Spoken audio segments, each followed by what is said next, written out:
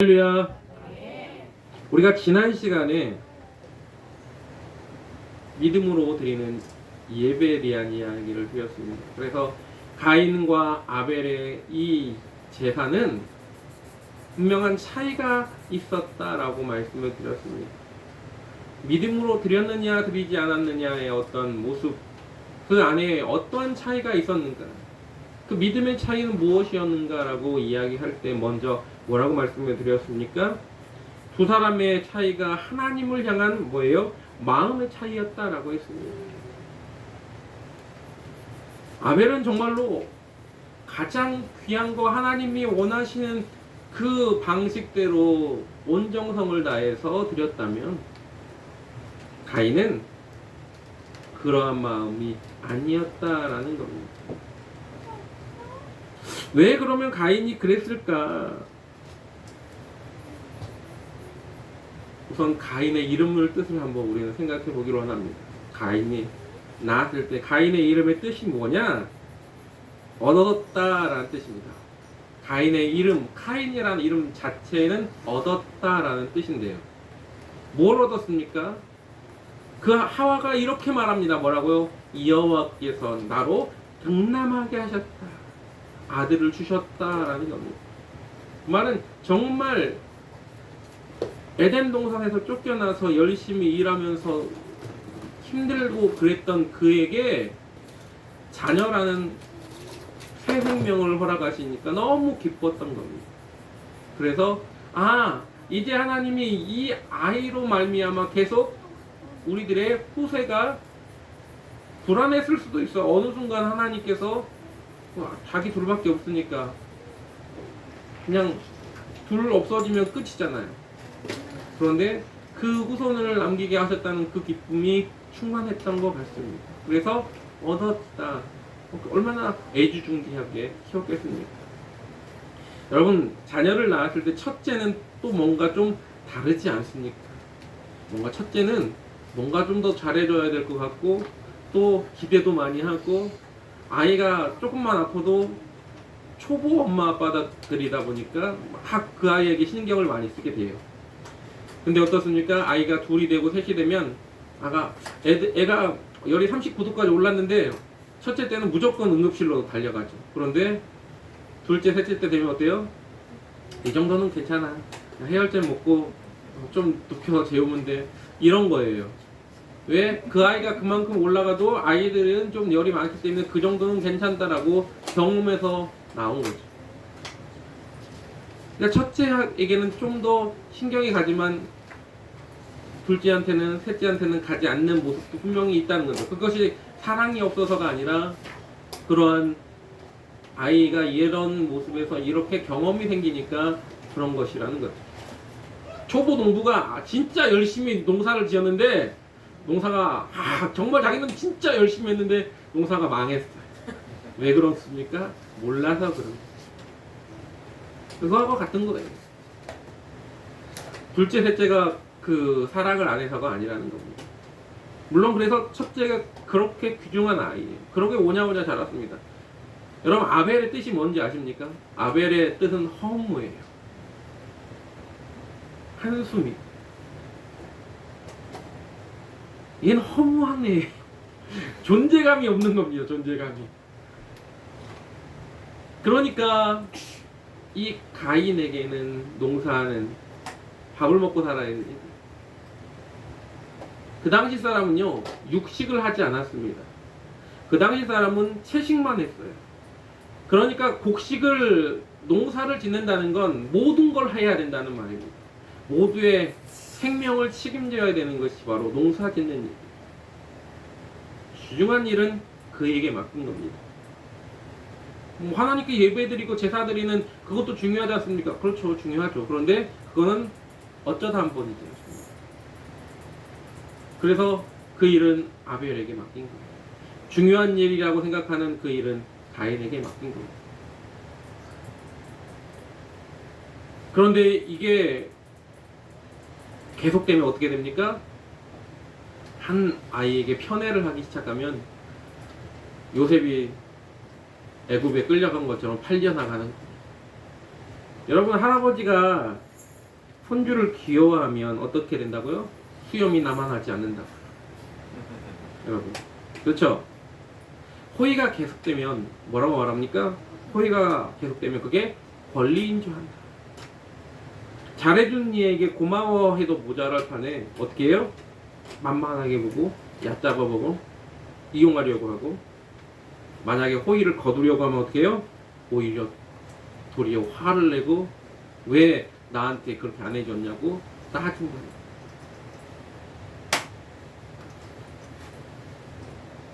우리가 때때로 그러한 모습은 아닌가 뒤돌아봐야 됩니다. 가인은 그런 사람. 오늘 본문에도 하나님이 누구하고만 말하냐면 가인에게만 말합니다. 아벨에게 말하지 않습니다. 장자의 특권입니다. 그 당시 하나님께서 첫째 것을 그렇게 귀하게 여기신 이유입니다. 그런데 교만하여져서 뭐예요? 하나님이 자기에게 그렇게 하신 모든 것들을 권리라고 생각하고, 그리고 하나님 앞에 내가 해야 될 것들을 온전하게 하지 못한 자의 모습입니다. 나는 이래도 된다는 착각 속에 빠진 자의 모습입니다. 그게 마음이 다른 겁니다. 아벨은 간절했어요. 이거라도 하나님께 이거라도 온전하게 드리고 싶은 마음밖에 없었던 겁니다. 그게 마음의 차이였던 겁니다. 그게 믿음의 차이였던 겁니다. 두 번째 그 사람들의 차이는 뭐냐?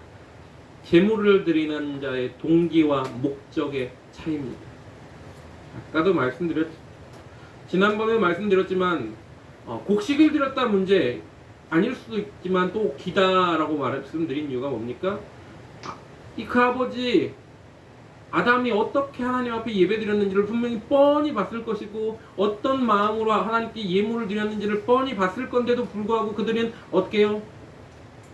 가인에 드렸던 예배의 모습을 보면 그냥 곡식 중에 아무거나 대충 했다는 겁니다. 그 마음의 중심을 보는 하나님이신데 그렇지 않습니까? 여러분, 이세 많은 8명의 아들 중에 사무엘이 가서 그 큰아들에게 보면서 진짜 잘생기고 등치도 좋고 하나님 이 사람을 선택한 것 같다라고 하면서 생각했을 때 하나님께서 뭐라고 말씀하세요? 여호와께서 사무엘에게 이르시되 그의 용모와 키를 보지 말라. 내가 이미 그를 버려놓으라. 내가 보는 것은 사람과 같지 아니하니 사람은 외모를 보느냐 나 여호와는 중심을 보느니라 하시더라. 그 마음을 보시는 겁니다.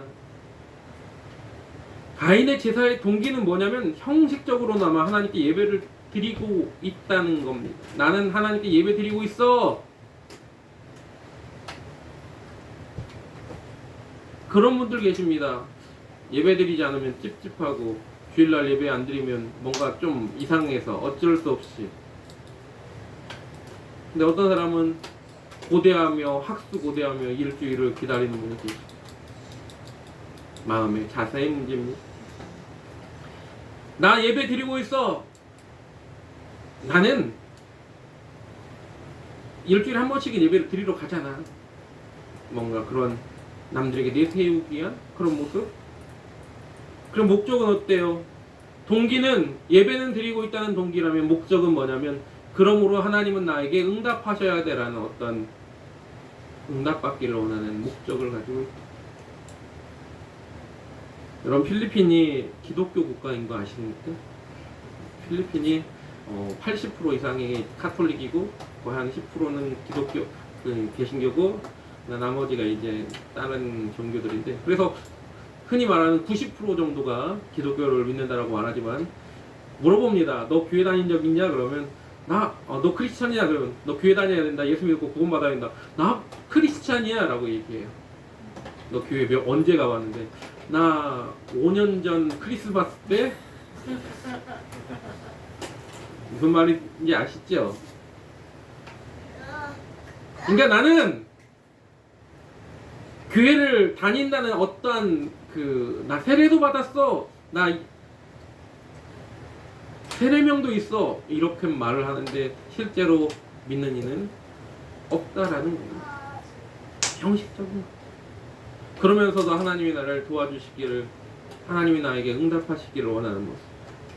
그게 바로 가인의 모습이에요. 여러분,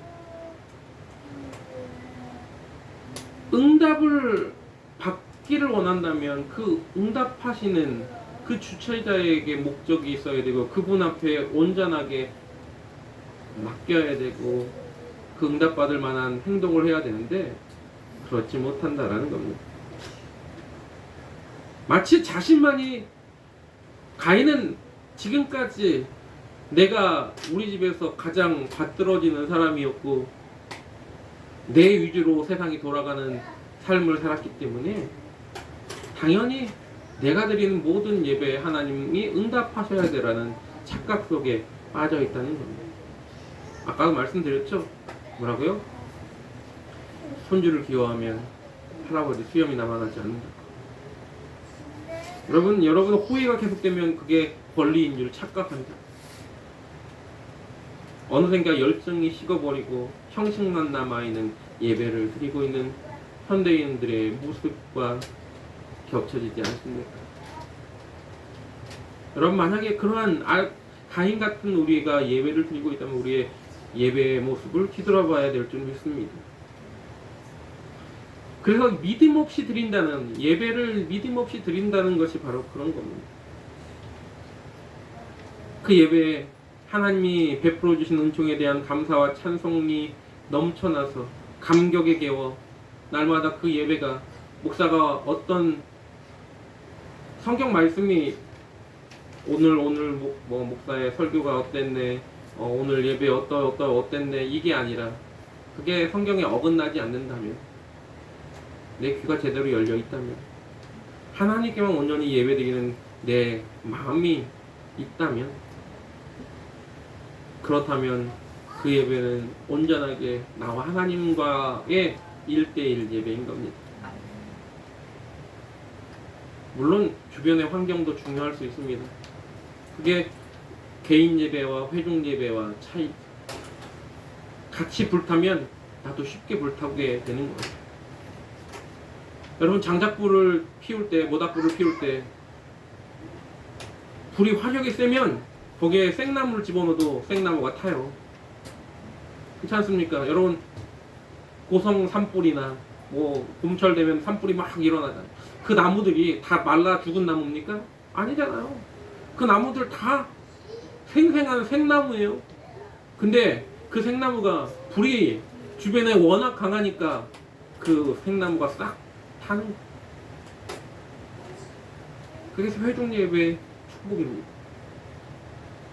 그래서 그 주변의 환경이 같이 은혜 받는데 내가 동화될 수 있어요. 하지만 그러나 가장 중요한 건 내 자신이 지금 어떻게 예배를 드리고 있느냐라는 겁니다.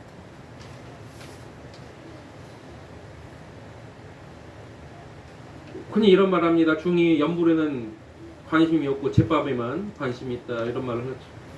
목적의 의식이 어디에 있느냐, 우리. 하나님이 나에게 뭔가를 주셔야만이, 기부 앤 테이크처럼 하나님이 나에게 뭔가를 주셔야지 하는 거래의 대상이 되어서는 안 된다는 겁니다. 근데 우리는 거래를 하고 있어요. 순수하지 못한 동기와 목적을 가지고 예배를 나오는 이들이 있다는 겁니다.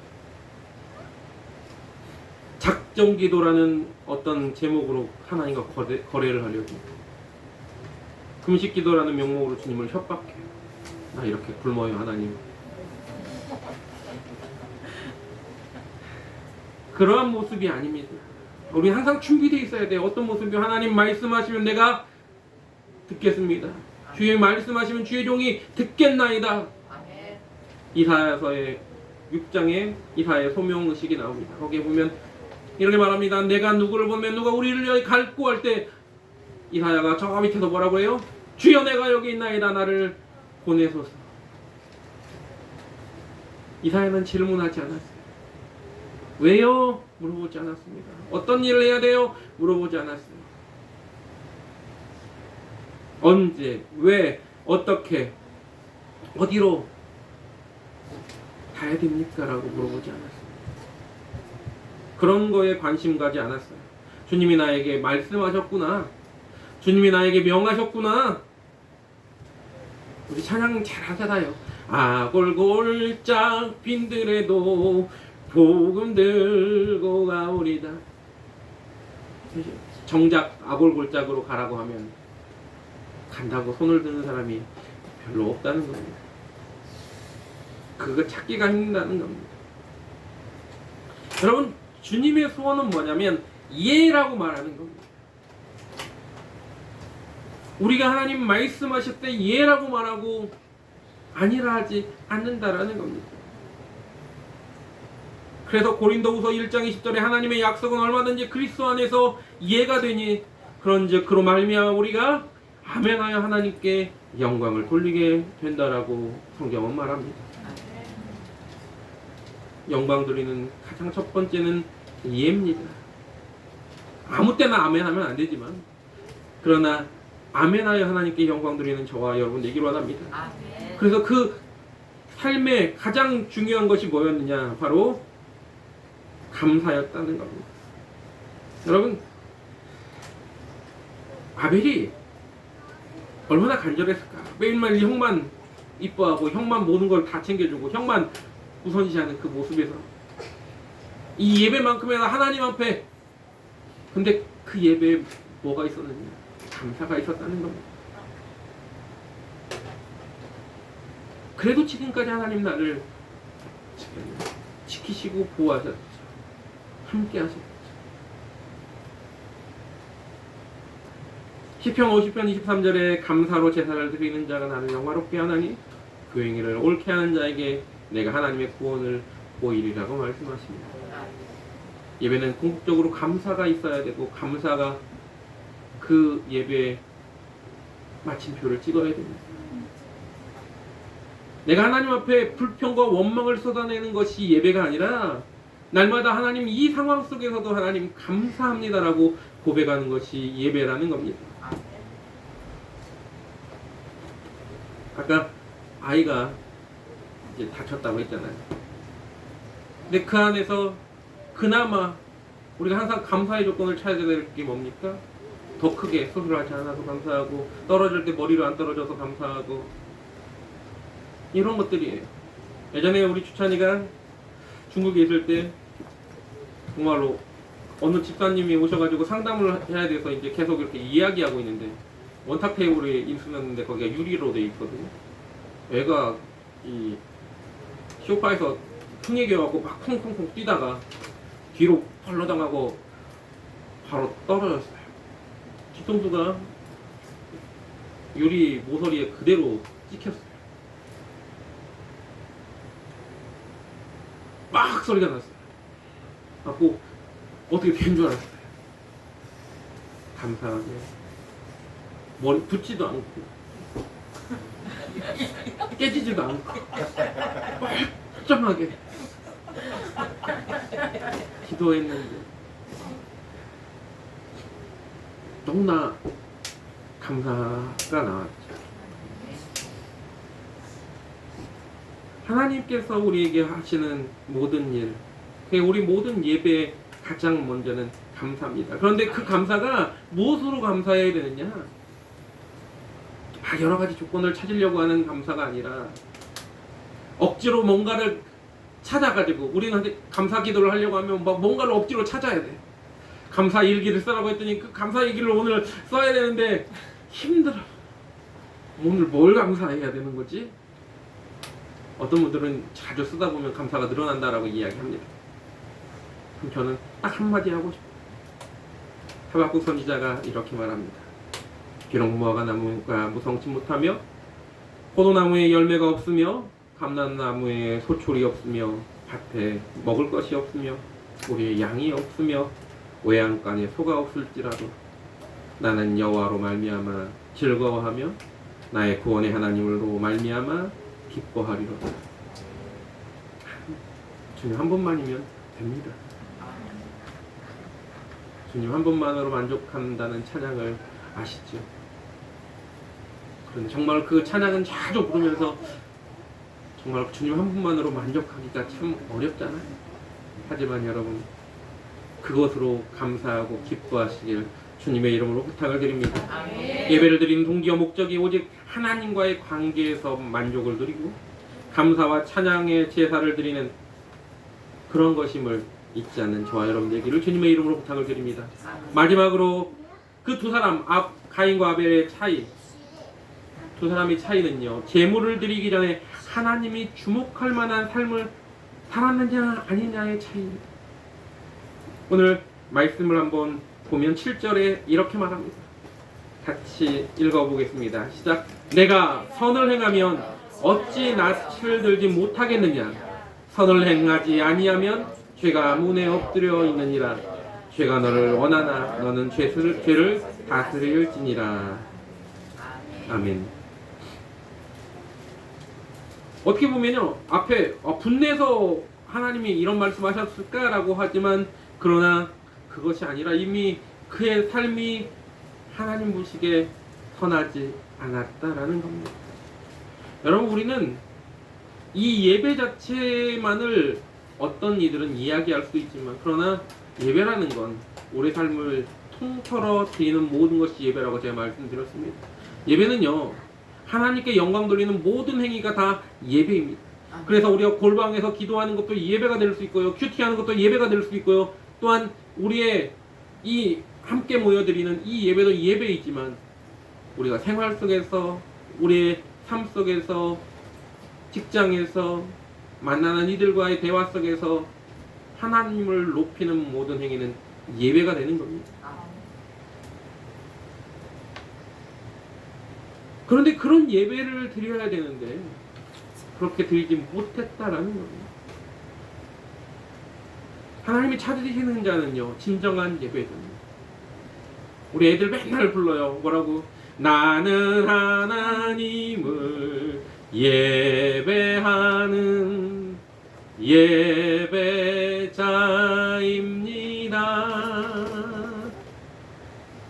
내가 서 있는 곳 어디서 하나님을 예배하는 예배자, 그 진정한 예배자를 하나님이 찾으시는 겁니다. 아멘. 그래서 예배하는 자가 신령과 진정으로 예배하라고 성경은 말합니다. 근데 그 신령과 진정으로 예배하는 자가 어떤 자이냐?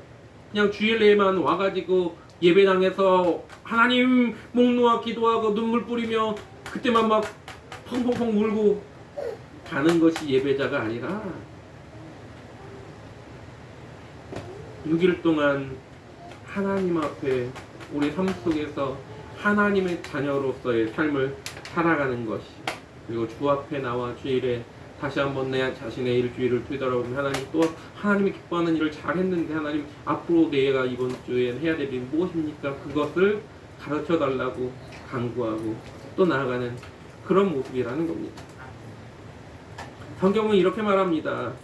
이사야서 1장 17절에 이렇게 말합니다. 선행을 배우며 공의를 구하며 학대받는 자를 도와주며 고아를 위하여 신원하며 과부를 위하여 변호하라. 너희들이 평소에 해야 될 일이다. 마태복음 25장 40절에도 뭐라고 말합니까? 내가 진실로 너희에게 이르노니 너희가 여기 내 형제 중에 지극히 작은 자 하나에게 한 것이 곧 내게 한 것이라고 말하고 있습니다. 또 야고보서 1장 27절에도 이렇게 말합니다. 하나님 아버지 앞에서 정결하고 더러움이 없는 경건은 곧 고아와 과부를 그 환난 중에 돌아보고 또 자기를 지켜 세속에 물들지 아니하는 이것이라고 말하고 있습니다. 세상의 빛과 소금이 되라고 죽으라고 말합니다. 그런데 만일 그 맛을 잃으면 소금은 밟혀버려요.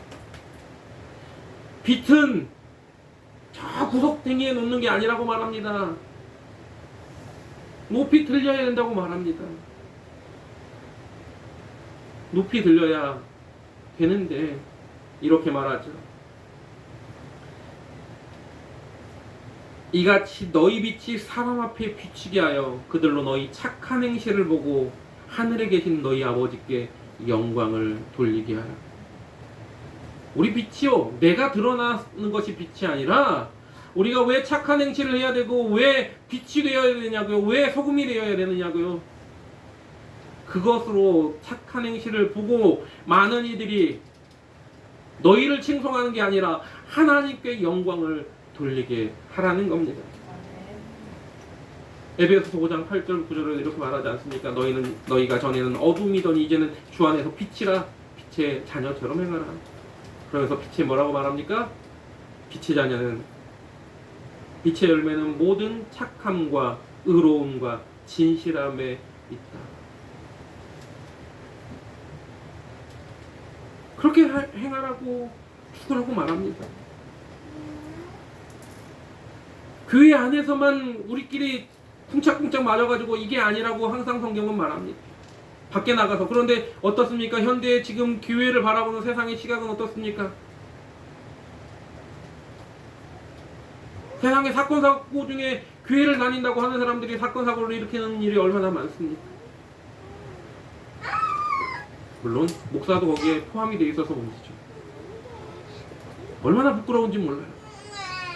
제가 예전에는 그래서 어떤 목사가 어떤 사기죄로 뭘 했길래 제가 거기 댓글에 이렇게 달았습니다. 죄송합니다. 같은 목사로도 너무나 죄송합니다라고 달았습니다. 부끄러운 일입니다. 우리가 누군가와 불화하고 싸우고 나서 예배에 나와갖고 막 예배를 정말 열정적으로 드리는 그런 모습이라면 아니라는 겁니다. 성경은 이렇게 말하고 예수님이 이렇게 말했습니다. 그러므로 예물을 제단에 드리다가 거기서 내 형제에게 원망될 만한 일이 있는 줄 생각나거든 예물을 제단 앞에 두고 먼저 가서 형제와 화목하고 그 후에 와서 예물을 드려라. 하나님이 그걸 더 원하시는 게 아니라 형제와 화목하고 그들에게 그리스도의 사랑을 베푸는 걸 더 원하신다는 겁니다. 예수님이 뭐라고 말씀하셨습니까? 세 계명을 너희에게 주노니 서로 사랑하라. 너희가 서로 사랑하면 사람들이 비로소 너희가 내 제자인 줄 알리라라고 했습니다. 그래서 우리는 그러한 자녀가 되어야 됩니다. 많은 믿음의 선진들이 그렇게 살았어요. 아브라함이 어떻게 살았습니까? 아브라함이요, 조카에게 그 땅을 양보합니다. 먼저 선택해 그러지 않습니다. 또 어떻습니까? 아브라함이 굉장히 그 지역의 유지였어요. 다른 사람들이 봤을 때 아브라함이 강한 사람이었습니다. 자기 하인들 318명 데리고 가가지고 연합군을 그냥 때려 부시는 어마어마한 사람이 아브라함이에요. 하나님이 그와 함께 하시는 걸 모두 알았습니다. 그 지역 사람들이 다 알았는데 아브라함이 사라의 무덤을 살 때 어떻게 해요? 나는 이방인이고 나그네다. 그러면서 이 땅을 좀 내가 살게 그들에게 부탁하잖아요. 근데 그들이 뭐라고 합니까? 당신이 만약에 땅을 살 거면 우리가 아무 불이나 줄 거다. 우리 중에 아무도 그것을 거절할 사람이 없다. 잘 살았으니까 그런 말을 하죠. 아브라함이 개판 5분여로 살았으면 그렇게 했겠습니까? 이삭은 어떻습니까? 이삭은 그렇게 아브라함의 모든 재산을 받은 그도 권력자 같은 그 지역의 유지입니다. 그런데 이삭은 어때요? 그 땅에서 100배를 수확을 얻었어요. 그러니까 그들이 시기를 합니다. 그래갖고 블레셋 사람이 그 우물을 뺏어요. 뺏으니까 어때요? 땅을 파요. 또 땅을 막 팠어요. 여러분, 땅을 파갖고 우물을 하나 만든다는 게 쉬운 일이 아니에요. 또 팠어. 또 뺏어요. 그러니까 또 가서 또 파요. 또 빼앗으니까 어떻게 해요? 또 가서 파요. 성질 나가지고 내가 너보다 더 싸움을 잘하는데, 내가 너보다 센데, 저 같으면요 승질을 팍 냈을 수도 있어요. 이삭은 안 그랬어요. 결국은 뭐예요? 그 아비멜렉이 와서 야 미안해 하면서 화해하자, 우리 언약을 맺자, 우리 동맹을 맺자. 이삭의 선한 영향력을 볼 수 있습니다. 예루살렘 초대교회는 어땠습니까? 사도행전 2장 43절부터 47절에 보면 이런 말씀이 나옵니다. 사람마다 두려워하는데 사도들로 말미암아 기사와 표적이 많이 나타나니 믿는 사람이 다 함께 있어 모든 물건을 서로 통용하고 또 재산과 소유를 팔아 각 사람이 필요를 따라 나눠주며 날마다 마음을 같이하여 성전에 모이기를 힘쓰고 집에서 떡을 떼며 기쁨과 순전한 마음으로 음식을 먹고 하나님을 찬미하며 또 온 백성에게 칭송을 받으니 주께서 구원받는 사람을 날마다 더하게 하시니라. 온 백성에게 뭘 했다고요? 칭송을. 교회 다니는 사람이 말이야 하고 손가락질이 아니라 칭송을 받았다. 초대 가정교회를 이루었던 첫 이방교회 고넬료라는 인물이 있습니다. 그 고넬료가 어땠습니까? 사도행전 10장 1절부터 2절에 보니까 이렇게 말합니다.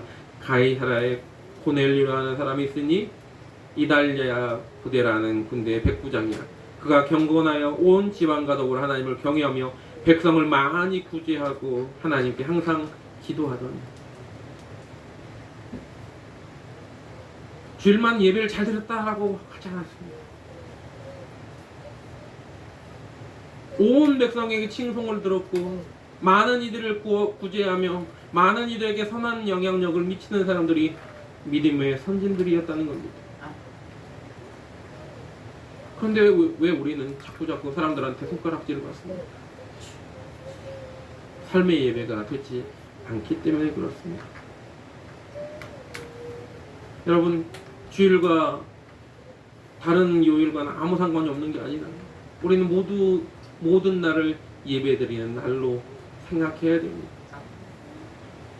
그것이 개인 예배가 되었든 회중 예배가 되었든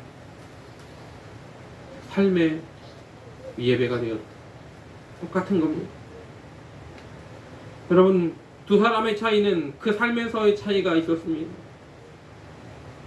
여러분, 우리는 우리의 삶을 하나님 앞에 온전하게 드리는 예배자가 되시기를 주님의 이름으로 부탁을 드립니다. 가인과 아벨의 차이는요, 하나님을 향한 마음가짐의 차이였습니다.